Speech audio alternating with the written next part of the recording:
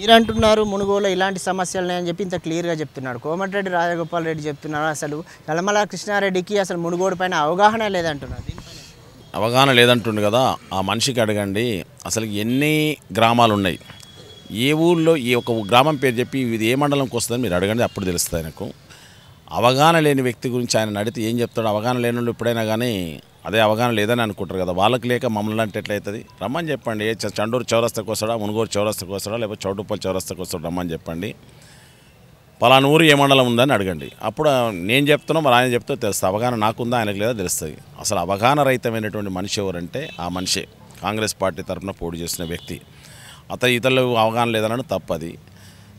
ఇవాళ నువ్వు 15 ఏళ్ళకెళ్ళి నీ కనీసం మునుగోడులో ఎన్ని గ్రామాలు ఉన్నాయి, ఏ గ్రామం ఏ మూల ఉంది, ఏ గ్రామం ఏ మండలం ఉంది కూడా తెలియదు నీకు.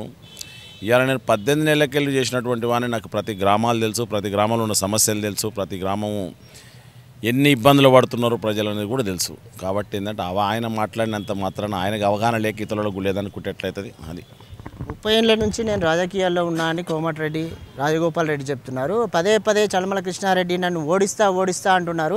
ఆయన ఒక ఏడాది క్రితమే రాజకీయాల్లోకి వచ్చారు. ఆయన నన్ను ఎలా ఓడిస్తారని చెప్తారు? ఒకటండి, నువ్వు 30 ఏళ్ళకెళ్ళి వచ్చినా 30 సంవత్సరాలకు ఎన్నడొచ్చినా కానీ ఒకటే గుర్తుపెట్టుకో, ప్రజలకు ఏ పని చేయలేనోడు ఎన్నేళ్ళ కింద వస్తే ఏం లాభం చెప్పండి. నేను 18 నెలల కింద అవుట్ రైట్ వచ్చేసిన. అప్పటికెళ్ళి నేను తిరిగిన ప్రజల కష్ట సుఖాల్లో పాలు పంచుకున్నా.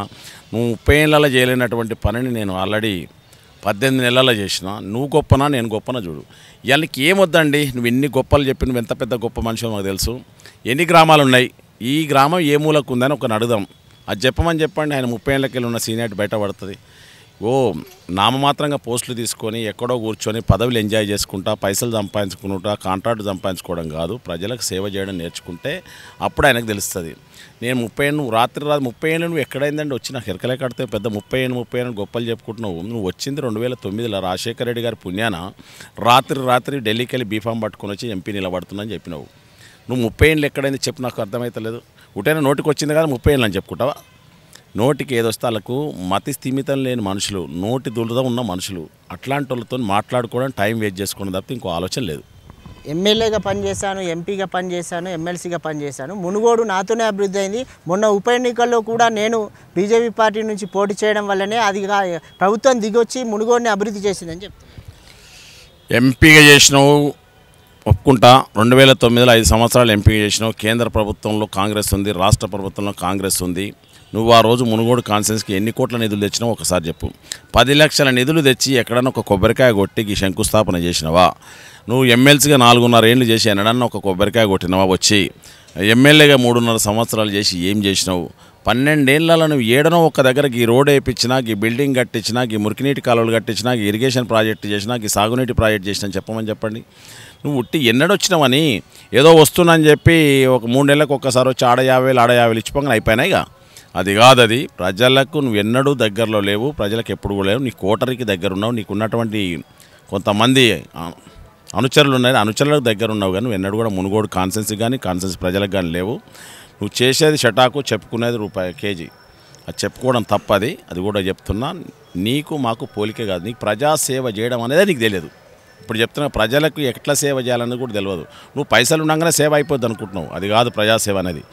ప్రజల మనసులను దోసుకోవాలి, ప్రజలకు దాని దగ్గర కావాలి, అది ప్రజాసేవ. నువ్వు ఏదో డబ్బులు ఉన్నాయి కదా, ఆడ 1,00,000 చేయగానే అయిపోద్ది అనుకుంటున్నావు. ఆ 1,00,000 కూడా నీకు కష్టపడి సంపాదించి తెలుస్తుంది.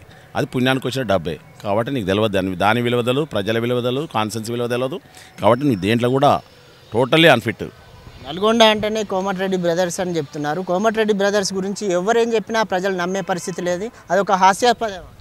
అది 100% అండి. కోమటిరెడ్డి బ్రదర్స్ అనేది మత స్థిమితం లేకుండా మాట్లాడతారు. పూటకో మాట, రోజుకో మాట. సొంత ఇంట్లో ఉండే సొంత ఇంటి గురించి విమర్శించేటువంటి వ్యక్తులు. అట్లాంటి వ్యక్తుల గురించి ఎవరైనా విమర్శిస్తారు కదా, ప్రజలు కూడా ఎవరు నమ్మే పరిస్థితి లేదు. ఈయనే కాదు, ఉమ్మడి నల్గొండ జిల్లాలో కూడా వాళ్ళని ఎవరు నమ్మరు, ఎవరు విశ్వసించరు, వాళ్ళకి తగిన శాంతి చేస్తారు. బీజేపీకి ఉప ఎన్నికల్లో నా వల్లనే 80,000 ఓట్లు వచ్చాయని చెప్పి రాజగోపాల్ రెడ్డి చెప్తున్నారు.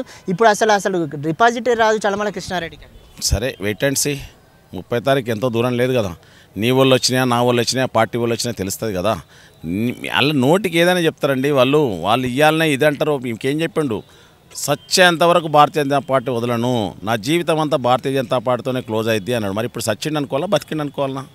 ఇప్పుడు చేసేది ఏంది కాన్సెన్స్ చచ్చిపోయిన దినాలు చేసుకుంటున్నా ఆయనకైనా చేసుకుంటుండా.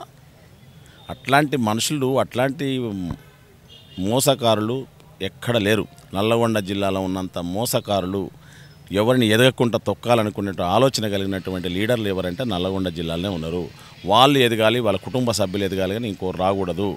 ఇంకోరు వచ్చినట్టయితే వాళ్ళ మింగుడు పడదు. ఎప్పుడైనా కానీ వాళ్ళ మోచేతి నీళ్ళు దాగి ఎంగిల్ మెతుకులు తింటోళ్ళు అయితేనే వాళ్ళు రాణిస్తారు. మాలాంటి నిజాయితీ పరులను వాళ్ళు ఎదగనియరు. కాబట్టి నేను భారతీయ జనతా పార్టీకి వెళ్ళి వచ్చిన.